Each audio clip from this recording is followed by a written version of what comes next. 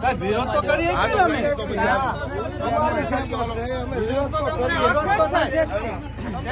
અમે કઈ ભૂલો નથી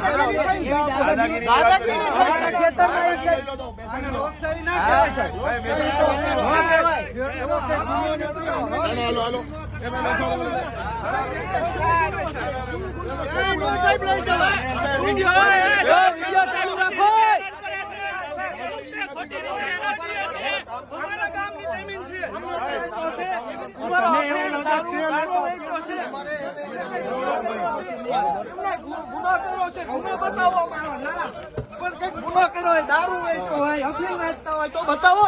ગુનો અમારો